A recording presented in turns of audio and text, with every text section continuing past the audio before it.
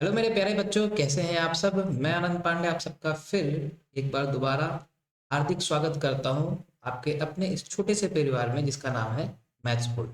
Maths board में हम इस समय डील कर रहे हैं प्रीवियस ईयर के क्वेश्चंस के बारे में, वो भी उत्तर प्रदेश पुलिस कांस्टेबल की जो भर्ती आई हुई है उसके बारे में। ठीक है बच्चों, सबसे पहली बात एक बात याद रखिए, लास्ट डेट इसका जो है वो है 18 जनवरी। ठीक है, 18 जनवरी 2024।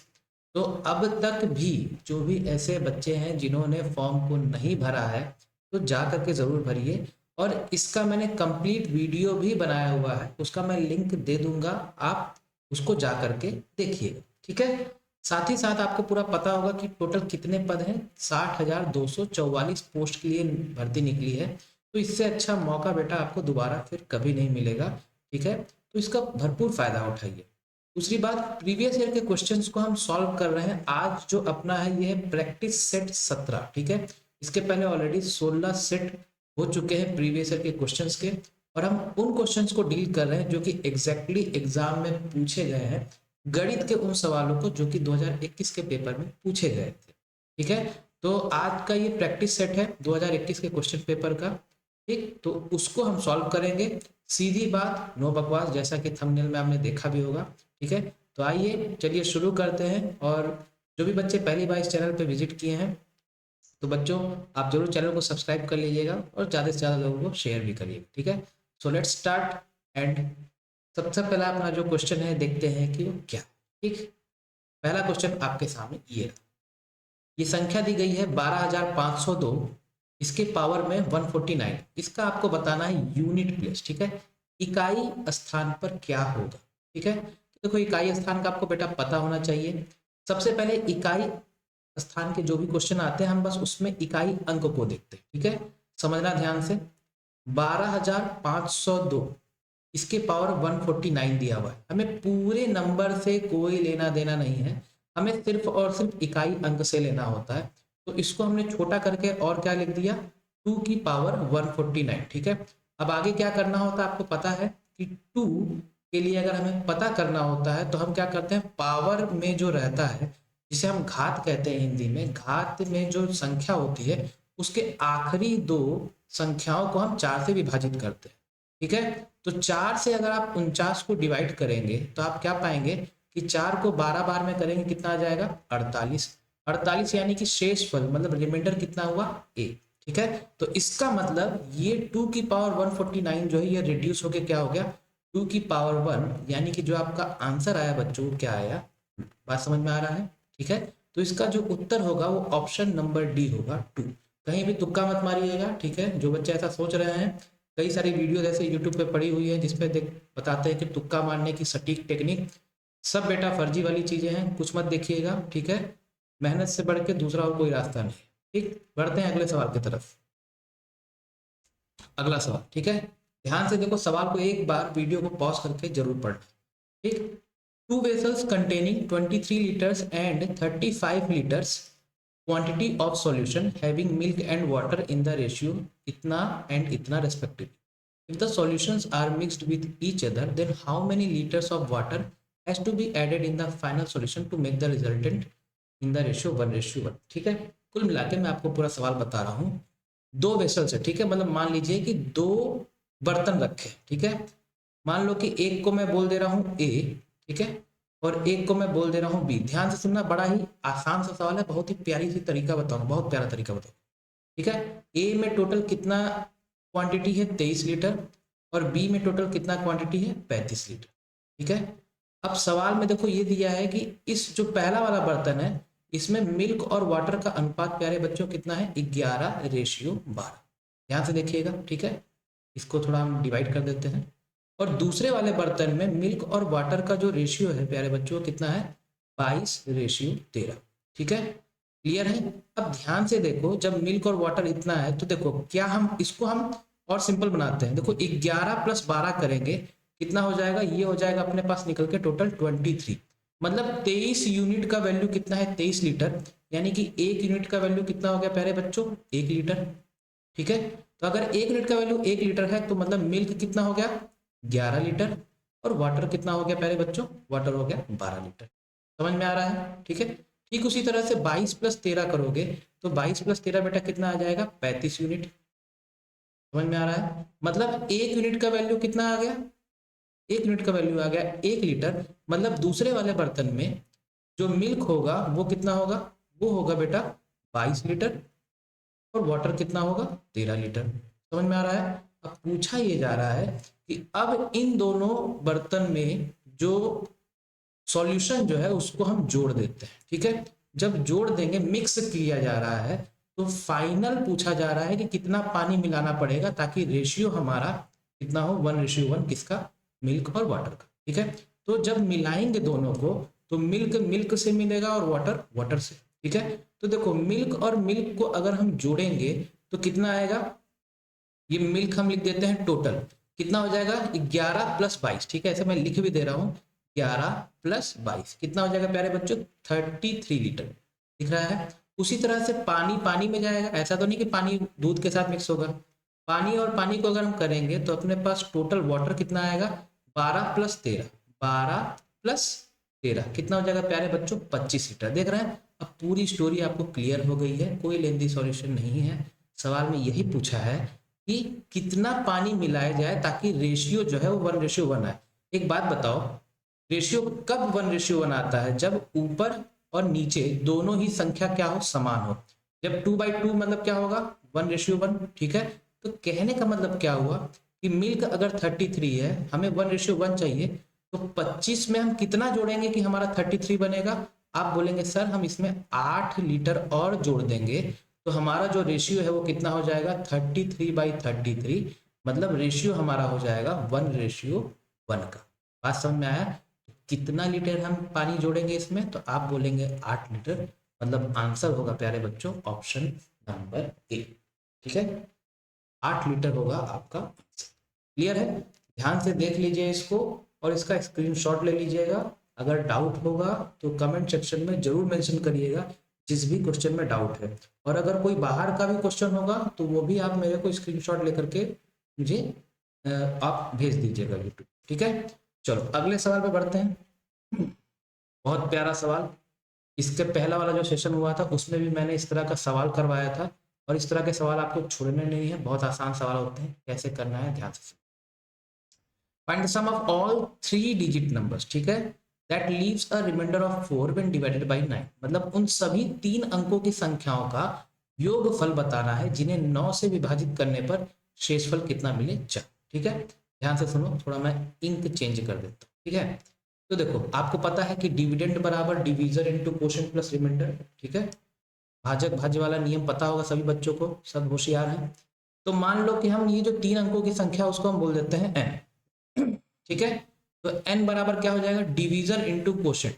डिवीजर कितना है 9, 9 इंटू क्वोशिएंट को हम q से डिवाइड कर देते हैं, प्लस रिमाइंडर, रिमाइंडर कितना हो गया 4। मतलब जो 3 अंकों की संख्या है जिसको हमने माना है n, वो हमारे इस रूपरेखा की है। ठीक है, अब 3 अंकों की संख्या कहाँ से शुरू होती है 100 से लेकर के 999 तक। बात समझ में आ रहा है? 3 अंकों की संख्या 100 से लेकर 999 तक। अब आपको क्या करना है, आपको सिर्फ और सिर्फ सिर्फ और सिर्फ आपको क्यूब पे आपको वैल्यूज को पुट करके देखना है। तो आप ये देखेंगे कि जब हम क्यू का वैल्यू जब हम 11 रखते हैं, ठीक है, सबसे पहले 3 अंकों की संख्या देख लेते हैं कि शुरू कहाँ से।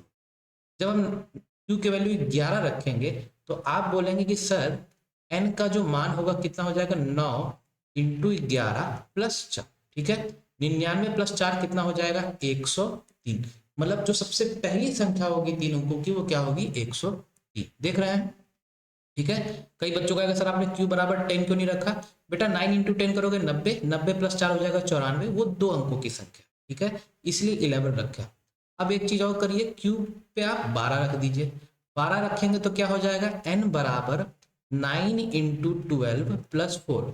9 इंटू 12 कितना हो गया 108, 108 प्लस 4 क्या हो जाएगा, ये हो जाएगा 112। ठीक है, अब देखो ये जो भी इस तरह से बनता है वो हमेशा किस में होता है एपी में होता है। ठीक है, इस तरह के सवाल में जो भी ये पैटर्न बन रहे होते हैं वो किस में होते हैं एपी में, अर्थमेटिक प्रोग्रेशन। ठीक है, अब हम बात करते हैं लास्ट टर्म, आखिरी पद हम देख लेते हैं कि वो आखिरी पद कौन सा होगा जिसमें 4 शेषफल आएगा जब हम 9 से विभाजित कर रहे हैं।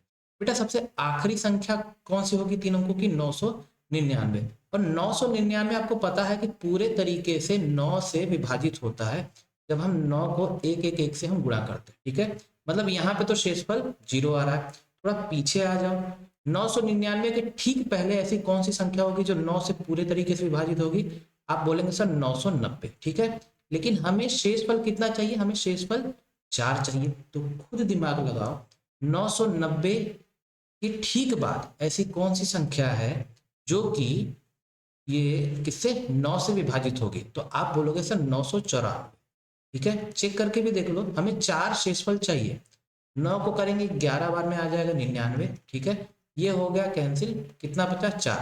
तो क्या 9 से विभाजित करने पे 4 शेषफल आ रहा है? बिल्कुल आ रहा है। मतलब जो लास्ट टर्म है जिसको हम L से डिनोट करते हैं वो कितना आ रहा है? 994। मतलब जो एपी बना, जो हमारा जो सीरीज बन रहा है वो क्या बन रहा है? 103, 112, फिर अगला जो आएगा वो कितना हो जाएगा? 8 का गैप है तो 120, और इसी तरह से चीजें करते हुए कहां तक है? 994 तक, ठीक है। क्लियर? एकदम सिंपल शब्दों में बता रहे हैं, कोई डिफिकल्ट लैंग्वेज नहीं। ठीक, अब देखो यहाँ पे आप सबसे पहले ये पता करना है कि कुल कितने पद हैं। तो कुल कितने पद हैं ये पता करने के लिए क्या करना पड़ता है? nth टर्म को आप आखिरी टर्म के बराबर पुट कर देते हैं, ठीक है। आखिरी पद कितना है? 994। nth टर्म का फॉर्मूला क्या होता है? a plus n minus one into d. तो a कितना हो गया? 103 plus n minus one into d. D कितना है प्यारे बच्चों? ये है आपका, अच्छा ये 9 है, ठीक है। 9 है मतलब ये 121 है, ठीक है। 8 नहीं होगा, डिफरेंस कितना है? 9, ठीक है। डिफरेंस कितना है? 9। और ये कितना आ गया आपका? 994, ठीक है। क्लियर? अब देखो सॉल्व कर दो, यहाँ से n का मान निकालो। तो 9 इंटू एन माइनस वन बराबर 4 में से 3 गया, कितना हो गया? 1। ये हो गया 9, 9 में से 1 गया 8। यानी कि n माइनस वन का मान 9 से डिवाइड करो, 9 9 जा 81, और फिर 81 9 9 जा 81, यानी कि n का मान आ गया प्यारे बच्चों 100। मतलब कुल कितने पद हैं? 100 पद हैं। अब हमें इन्हीं 100 पदों का क्या निकालना है? योगफल यानी कि सम निकालना है। बेटा सबसे जो मस्त तरीका वो यही है, सम ऑफ n टर्म्स एपी का क्या होता है? n/2 इंटू ए प्लस एन। ये कब यूज करते हैं? जब पहला और आखिरी दोनों हमें पता होता है एपी का, ठीक है। तो सीधे सीधे रख देते हैं। n कितना है? 100, 100/2 इंटू ए कितना है प्यारे बच्चों? 103। लास्ट टर्म कितना है? 994, ठीक है। रख के देखते हैं, 103 प्लस 994, ठीक है। ये कितना हो जाएगा बेटा? 50। इसको कर देते हैं 4 और 3 7, 9, 9 और 1 हो गया 10, ठीक है। सॉल्व करेंगे, 0 5 7 जा 35, 5 9 जा 45, 48 और ये 5, 54,850 आएगा आंसर बेटा। इससे ज्यादा सरल सॉल्यूशन और दूसरा आपको नहीं मिलेगा, ठीक है। 54,850 ये पूरा तरीका है। मैं फिर से बता दे रहा हूँ, ध्यान से सुनना मेरी बात को। आपको क्या करना है? सबसे पहले आपने इस रूपरेखा में रख दिया, ठीक है। अब इसके बाद आपको सिर्फ और सिर्फ इस क्यू से मतलब है, ठीक है। हमें 3 अंकों की संख्या बनानी थी, तो हमने देखा कि क्यू को जब हम 11 रख रहे हैं तो हमें सबसे पहला अपना 3 अंकों का संख्या मिला 103। फिर उसके बाद एक बार 12 रख के देख लीजिए ताकि आपको अगला पद मिल जाए। अगला पद मिल गया 112। कितने का अंतर है? 9 का अंतर है। ये हमेशा एपी में बनता है। लास्ट टर्म कैसे निकालते हैं? सबसे आखिरी वाला पद जो है उसको 9 से विभाजित करके देखा आपने, तो पाया कि 999 तो 9 से डिविजिबल है। तो आपने क्या देखा कि जब 9 से पूरी तरह से डिविजिबल है, मतलब इससे ठीक पहला जो होगा वो 990 होगा जो पूरी तरीके से विभाजित होगा। हमें 4 शेषफल चाहिए, मतलब 990 में हमने 4 जोड़ा तो मतलब हमें 4 शेषफल मिल गया। ये पूरा एपी मिल गया। हमने nth टर्म निकाल दिया, ठीक है। लास्ट टर्म के बराबर रख के n का मान मिला 100। फिर उसको हमने इस फॉर्मूले में पुट करा, सीधे सीधे हमारा आंसर, ठीक है। इस फॉर्मूले को नोट कर लीजिए अगर आपको नहीं पता है तो, ठीक है। क्लियर? स्क्रीनशॉट ले लीजिएगा, स्क्रीनशॉट लेना मत भूलिए, ठीक है। ओके बच्चों, सेशन अच्छा लग रहा होगा तो कमेंट जरूर करिएगा, ठीक है। और ज्यादा से ज्यादा लोगों को शेयर करिएगा, ठीक। अगला सवाल, एक क्रम में हिंदी और इंग्लिश दोनों माध्यम है, आप जिससे चाहे पढ़ सकते हैं। Average height of 31 telecom towers is कितना? 288। If the average height of 15 telecom towers is 288 and that of last 15 telecom towers is इतना, तो what is the height of the 16वां टावर? इस तरह के सवाल कभी भी आए, एक तरीका याद रखे हो बेटा, एवरेज बराबर क्या होता है आपको पता है, सम अपॉन टोटल। मतलब आप ये कह सकते हैं कि जो सम होगा वो क्या होगा, एवरेज इंटू टोटल बोल सकते हैं। हम इस तरह के सवाल में इसी चीज का इस्तेमाल करते हैं। देखो ये क्या है, टोटल दे करके रखा है, तो सबसे पहले टोटल सम निकाल लो। टोटल औसत कितना दिया हुआ है बेटा, 288। तो 288 और टोटल कितने हैं, टोटल है 31, ठीक है पहला। अब दूसरा क्या बोला है कि 15 टेलीकॉम टावर्स का 288 है, तो सबसे पहले जो 15 टेलीकॉम टावर्स है उनका सम कितना हो जाएगा, 15 इंटू 288। और आखिरी के जो 15 टावर्स है उनका भी क्या है 288, ठीक है उनका भी निकालो। आखिरी के जो 15 टावर्स है उनका क्या हो गया 288 इंटू 15। अब आपको बताना है कि 16वें टावर का हाइट क्या होगा, कुछ नहीं करना है, आपको टोटल और इन दोनों का क्या निकालना होता है, डिफरेंस। क्या निकालना होता है बेटा, डिफरेंस। अब कुछ ऐसे बच्चे होंगे जो कि इसको पूरा मल्टीप्लाई करेंगे, बात को ध्यान से सुनना। कुछ ऐसे लोग होंगे जो इसको पूरा मल्टीप्लाई करेंगे। ऐसी भयावह गलती कतई करने का कष्ट ना करें, बहुत ही सिंपल तरीका है, ध्यान से देखो बेटा। देखो अंतर निकालना है तो हाइट क्या हो जाएगा, हाइट हो जाएगा सीधे, सबसे पहले लिखो इसको, ठीक है ना। तो 288 इंटू 31 जो टोटल वाला है उसको सबसे पहले लिखो, माइनस इन दोनों का क्या कहते हैं आप कर दोगे योग। तो 288 इंटू 15 प्लस 288 इंटू 15, ठीक है।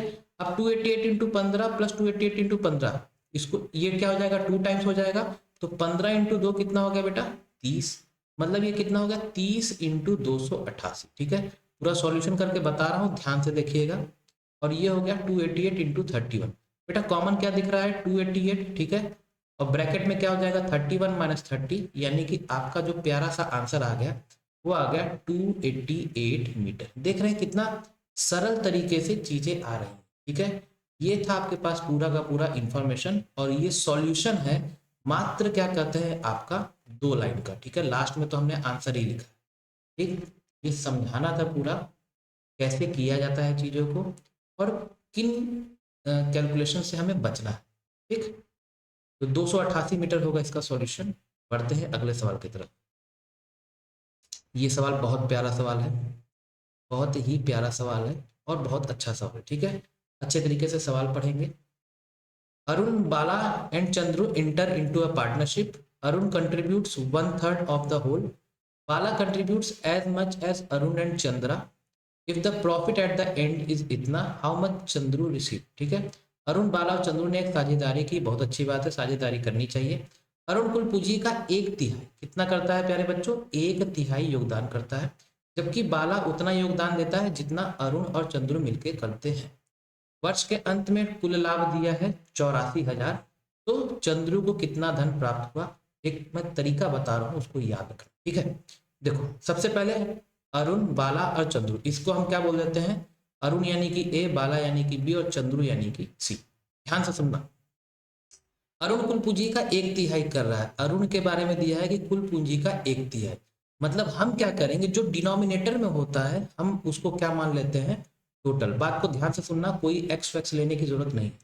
जो डिनोमिनेटर में है 1/3 लिखा है उसको हम क्या मान लेते हैं, टोटल। तो अगर टोटल हमने 3 माना तो अरुण भाई साहब कितना कर रहे हैं, अरुण भाई साहब 1 यूनिट का योगदान कर।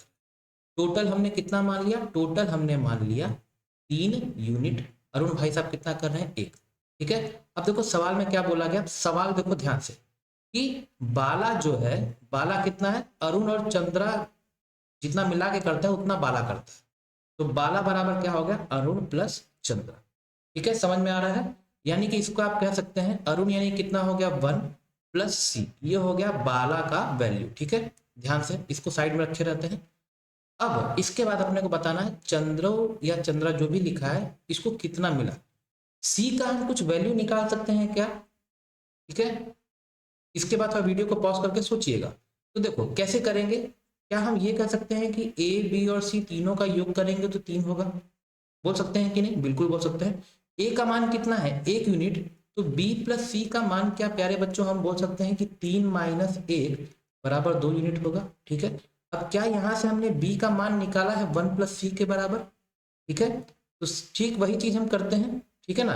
तो देखो यहाँ पे हम इन दोनों इक्वेशन में हम किसी को भी पुट कर दे, देखो यहाँ पे हम इसका यूज करते हैं, b बराबर 1+c है, तो क्या हम b को लिख सकते हैं 2 - c बराबर 1+c।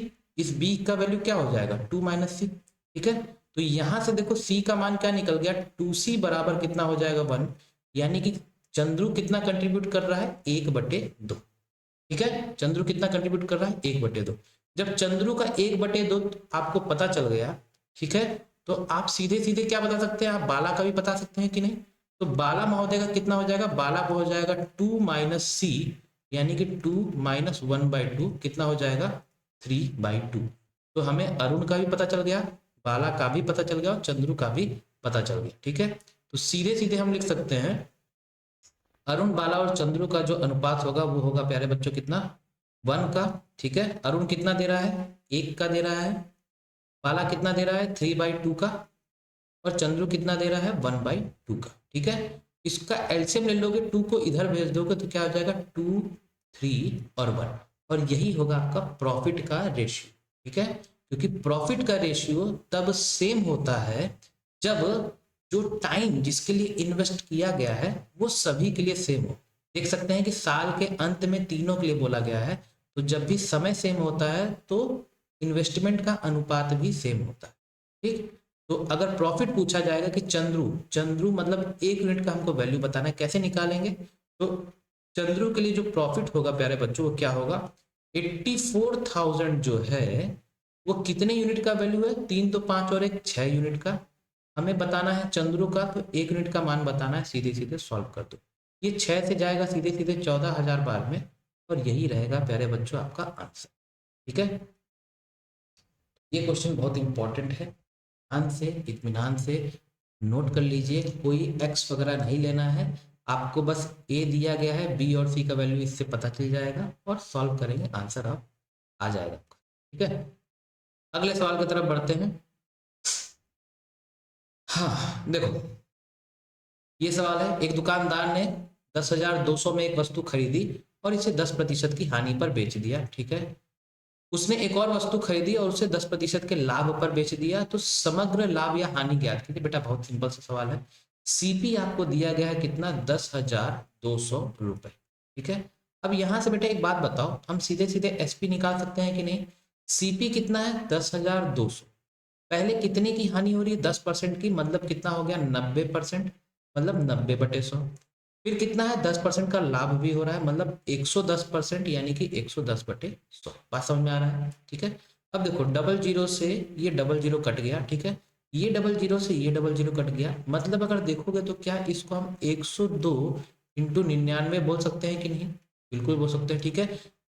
इसको सॉल्व मत करना, ठीक है, ऐसा मत करना कि 102 × 99 लगे सॉल्व करने, क्यों 102 डबल जीरो को हम लिख सकते हैं 102 × 100, हाँ कि ना, ठीक है। सवाल में क्या पूछा गया है, गेन या लॉस आपको बताना है। तो देखो 102 × 100 और 102 × 99 बड़ा क्या है 102 × 100, तो सीपी जब बड़ा होता है तो क्या होता है लॉस, और लॉस होता है सीपी माइनस एसपी। 102 को कॉमन ले लेंगे तो अंदर ब्रैकेट के अंदर क्या बचेगा 100 - 99, यानी कि जो आपका आंसर आएगा वो क्या आ जाएगा 102 रुपए। तो क्या हो रहा है लॉस हो रहा है 102 रुपए का, समझ में आ रहा है। तो ऑप्शन नंबर डी होगा इसका आंसर। बच्चों अगर आपका कॉन्सेप्ट क्लियर है, बेसिक क्लियर है, तो आप बड़े आसानी से इन सवालों को कर सकते हैं, ठीक है, क्लियर। अगला सवाल आपके सामने, ये सवाल बहुत प्यारा है, और ये सवाल मैं बता दूं कोई फॉर्मूला इसमें यूज नहीं करना है, आप ये तभी कर पाएंगे जब आपको कंपाउंड इंटरेस्ट या सिंपल इंटरेस्ट के आपको कॉन्सेप्ट क्लियर है। होता क्या है कि सिंपल इंटरेस्ट लोगों को क्लियर होता है, कंपाउंड इंटरेस्ट नहीं होता है, लेकिन आप तभी कर पाएंगे, मैं इत्मीनान से क्लियर बता रहा हूँ कि जब आपका कॉन्सेप्ट क्लियर। डिफरेंस बताना है कंपाउंड इंटरेस्ट का 21,000 रुपए पर, ये 21,000 रुपए क्या हो गया मूलधन, ठीक है, एक साल के लिए 8% के रेट पर, ईयरली और हाफ ईयरली, ठीक है, कुछ नहीं करना है, ध्यान रखो। कंपाउंड इंटरेस्ट का आंसर जब ईयरली हो और हाफ ईयरली, ठीक है, हाफ ईयरली यानी कि HY लिख देते हैं बेटा। एक साल के लिए कंपाउंड इंटरेस्ट और सिंपल इंटरेस्ट क्या होता है सेम होता है, तो कंपाउंड इंटरेस्ट अगर हम एक साल के लिए निकालें ईयरली के हिसाब से, वो क्या हो जाएगा सिंपल इंटरेस्ट एक साल, ठीक है, हम परसेंटेज कॉन्सेप्ट का यूज करते हैं। सिंपल इंटरेस्ट को हम क्या बोलते हैं, R into T percent. Rate कितना दिया है, 8% एक साल के लिए, मतलब कितना हो गया, 8%। ठीक है, ये आ गया हमारे पास कंपाउंड इंटरेस्ट जब ईयरली की बात करें। ठीक है, तो ये क्या हो गया प्यारे बच्चों, 8%। ठीक है, फिर उसके बाद देखो यहाँ पे हम बात कर रहे हैं क्या, कंपाउंड इंटरेस्ट हाफ ईयरली। जब हाफ ईयरली के लिए बात करते हैं तो समय क्या हो जाता है, दुगुना। तो एक का क्या हो जाएगा, 2, और रेट क्या हो जाता है, आधा। 8 का क्या बन जाएगा, 4%। बात समझ में आ रहा है। ठीक है, अब यहाँ पे हमको कंपाउंड इंटरेस्ट निकालना है, मतलब हम क्या करते हैं, सक्सेसिव। ठीक है, तो सक्सेसिव निकालोगे, फॉर्मूला हम क्या यूज करते हैं, A plus B plus A B by 100। बस यही फॉर्मूला आपको यूज करना है, कोई रट्टा नहीं मारना है। रट्टा मत मारना, बिल्कुल परेशान हो जाओगे। सीधे सीधे यहाँ पे रेट पे पुट करो। ठीक है, तो क्या हो जाएगा, 4 + 4 इंटू 4/100, कितना हो जाएगा, सॉल्व करोगे 8.16%। ठीक है, तो ये कितना हो गया, 8.16%। दोनों का अंतर निकालना है, मतलब पॉजिटिव अंतर कितना आ जाएगा, 0.16%। ठीक है, मतलब आपको 0.16% का मान निकाल है। कैसे निकालेंगे, ध्यान से सुनो, सिंपल सा है, एक लाइन। ये बेटा ये बस ये इतिहास ये बस समझाने का था। जिनको बनता है वो सीधे सीधे 0.16% निकाल सकता है आराम से, जिनको नहीं बनता है उनके लिए मैंने बताया। अब जो मेन सवाल है वो एक लाइन का, क्या करना है, 21,000 रुपये। 21,000 रुपये जो है वो कितने परसेंट का वैल्यू होगा, 100% का, क्योंकि प्रिंसिपल अपने आप में 100% होता है। हमें पता क्या करना है, 0.16%। तो जो पता करना है उसको यहाँ बाजू में बस सरका के मल्टीप्लाई कर दो। ठीक है, सॉल्व कर दो, परसेंट से परसेंट कट गया, डबल जीरो से बेटा डबल जीरो कट गया, यानी कि 210 इंटू 0.16 क्या हो जाएगा, 16/100। जीरो से जीरो कट जाएगा। 21 इंटू 16 करोगे बेटा आएगा 336, डिवाइडेड बाई 10 है तो कितना हो गया, 33.6। और यही होगा प्यारे बच्चों आपका आंसर, 33.6 रुपये। ठीक है, देख सकते हो कहीं भी कोई फॉर्मूला यूज नहीं किया गया है, सीधे सीधे यही तरीका आप यूज करिए, सबसे बेस्ट तरीका है, ये मेरी गारंटी। ठीक, स्क्रीनशॉट लेना चाहते हो तेजी से लेना। ठीक है, कोई फॉर्मूला मत यूज करना, बिल्कुल मत यूज करना। ठीक है, ये सवाल देखिए, प्रॉफिट एंड लॉस के ऊपर बड़ा प्यारा सा सवाल है।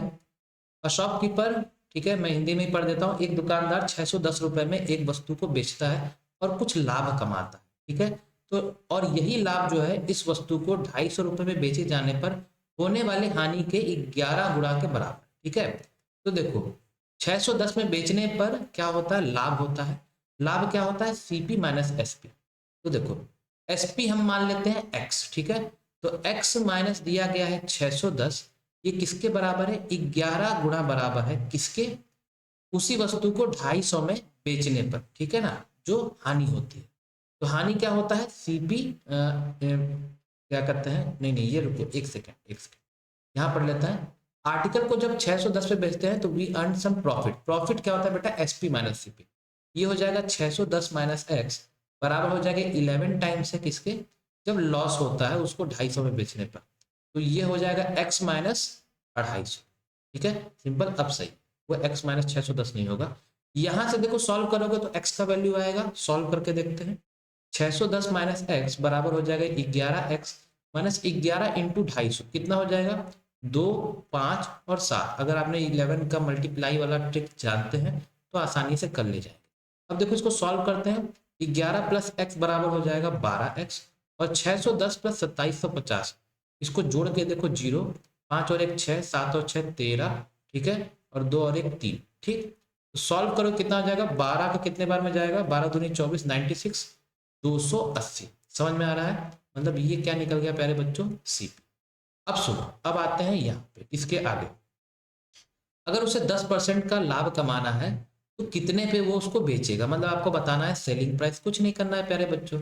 सेलिंग प्राइस बराबर सीपी इंटू 10% लाभ हो रहा है, यानी कि 110%। सीपी कितना है, 280 का 110%, मतलब 110/100 कर दो, 0000 कट जाएगा, मतलब 8, और ये हो जाएगा 308। ठीक है, ऑप्शन नंबर ए होगा आंसर। ठीक है। तो ये सारी चीजें बेटा बेसिक्स है, अगर आपको पता है बड़े आसानी से कर सकते हो। सवाल उन्हीं के लिए टफ रहेंगे, मैं आपसे बताना चाहूंगा, जिन्होंने मैथ्स को सिर्फ ऊपर ऊपर ही छू करके चले गए। ठीक है, जिन्होंने अंदर बिल्कुल बेसिक को अच्छे तरीके से समझा है, पढ़ा है, उनके लिए दिक्कत नहीं होगी। ठीक। अगला सवाल बेटा, इस तरह के सवाल बहुत आसान होते हैं। इसमें आपको मेरी आपसे ये तहे दिल से दरख्वास्त है, अगर आपने अब तक नहीं किया है बेटा, तो एटलीस्ट आप 50 तक के आप स्क्वायर्स, ठीक है, स्क्वायर्स जिसे हम हिंदी में वर्ग कहते हैं, इसको आप जरूर पढ़ लो, रट्टा मान लो, जो भी कर लो, लेकिन 50 तक के स्क्वायर याद रखे रहो और 30 तक का आप क्यूब याद रखे रहो। ठीक है, ये बहुत इंपॉर्टेंट है किसी भी एस्पिरेंट के लिए। सीधे सीधे सॉल्व करो, देखो 1225, ठीक है, अंडर रूट, रूट 1225 किसका होता है, 35 का। रूट 841 किसका होता है प्यारे बच्चों, ये होता है 29 का। ठीक है, 29 का स्क्वायर 841 होता है। 9 5 14 3 2 5 6 यानी कि 64, मतलब आंसर आ गया 8। ठीक है, अब जिन बच्चों को ये नहीं पता है कि 841 किसका होता है, 1225 किसका होता है, उनके लिए क्या कहते हैं, ये सवाल उनको उलझा दे। ठीक। अगला सवाल, सवाल देखने में डेंजरस लग रहा होगा, एक बार सवाल पढ़ो। भाग के एक प्रश्न में भाजक भागफल का 12 गुना, शेषफल का 24 गुना होता है। यदि शेषफल 8 है तो भाज्य ज्ञात कीजिए। ठीक है, in a division sum the divisor is 12 times that question. ठीक है, तो देखो मैं इसको एक ही भाषा में लेके चल रहा हूँ फिलहाल, मैं इसको इंग्लिश में बता दे रहा हूँ। डिवीजर दिया हुआ है प्यारे बच्चों कितना, 12 टाइम्स क्वेश्चन और 24 टाइम्स रिमाइंडर। डिवीजर जो है ये किसका है, 24 टाइम किसका है, रिमाइंडर का। रिमाइंडर दिया है 8, तो आपको बताना है डिविडेंड। बेटा बड़ा मामूली सा सवाल है, रिमाइंडर दिया है 8, जब रिमाइंडर 8 दिया है तो आप क्या बोल सकते हो, इसको आप बोल सकते हो 24 × 8 की नहीं। ठीक है, डिवीजर आपको पता चल गया 24 × 8। अब यहाँ से फिर आप क्वोशंट भी निकाल सकते हो, 12 क्यूब बराबर 24 × 8 लिख सकते हो, कोई दिक्कत की बात नहीं। 12 का कितने बार में जाएगा, 2 बार में, मतलब क्वोशंट आपको कितना मिल गया प्यारे बच्चों, 2 × 8 यानी कि 16। आपको सारी चीजें मिल गई हैं, तो आपको बताना है डिविडेंड क्या होगा। डिविडेंड को मान लो मैं डीएन से कर रहा हूं, ये होता है divisor into quotient plus reminder. ये सारी चीजें बेसिक से जो क्लास 6 में आपने पढ़ी होगी। डिवीजर हो गया देखो 12, 12 इंटू कितना हो गया 16। ठीक है, 12 क्यू अगर लेकर के चलते हो, क्यू का मान कितना है 16। ठीक है, और प्लस रिमाइंडर, रिमाइंडर कितना है 8। ठीक है, 12 × 6 करोगे, 12 × 6 हो गया 72, 12 एकम 12 और कितना हो जाएगा 7 2 9, मतलब 19, 192 प्लस 8। एक सेकेंड एक सेकेंड, कुछ डिवीजर कितना है 12, 12 इंटू क्यू, 12 इंटू 12 × 16, एक सेकेंड रुकना बेटा। तो दिस विल बी 120, 6 2 12, 192 एग्जैक्टली सही है। और ये 192 प्लस 12 करना है हमें, प्लस रिमाइंडर, रिमाइंडर भी 8। एक सेकेंड, 24 × 8, 8 4 32, 3180। कहीं गड़बड़ तो नहीं हो रहा है। 24 टाइम्स द रिमाइंडर, ठीक है, रिमाइंडर है 8, 24 × 8। ठीक है, कहीं आपको दिख रहा होगा, आप मुझे कमेंट करके जरूर बताइएगा। 12 इंटू क्यू, 12 का 2 बार में, 2 8 16। ठीक है, ये हो गया। तो डिवीजर कितना है 12 क्यू, 12 इंटू, अच्छा अच्छा अच्छा अच्छा, ओके ओके ओके। डिवीजर कितना, अच्छा यहाँ पे बेटा गलत हो रहा है, ठीक है ना। डिवीजर आ गया 12 इंटू क्यू, ऐसा करो, देखो गलती क्या हो रहा है, सुनो ध्यान से।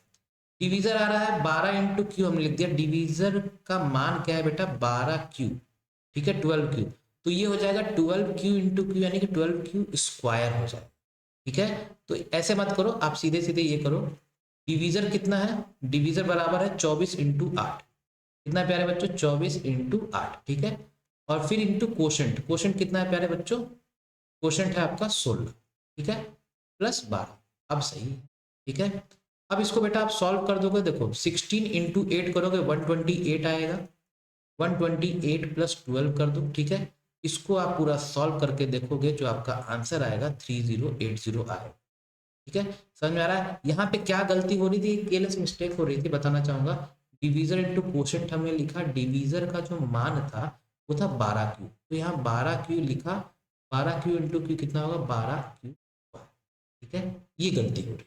ठीक, समझ में आया। तो आप कुछ भी लेके कर सकते हैं, 12 क्यू लेके कर सकते हैं, 24 8 लेके कर सकते हैं, दोनों चीजें सेम है। आंसर जो होगा 3080। ठीक, अगला सवाल। ये सवाल देखो, इस तरह के सवाल बहुत ही फ्रिक्वेंटली पूछे जाते हैं, बार बार पूछे जाते हैं, कई एग्जाम्स में बारंबार पूछे जाते हैं। ठीक है, एक धनराशि 2.5 वर्षों में साधारण ब्याज के तहत अपने आप से दोगुनी हो जाती है। चलो बहुत अच्छी बात है, मतलब कोई धनराशि है खुद का दोगुना हो जा रहा है कितने समय में, 2.5 साल में।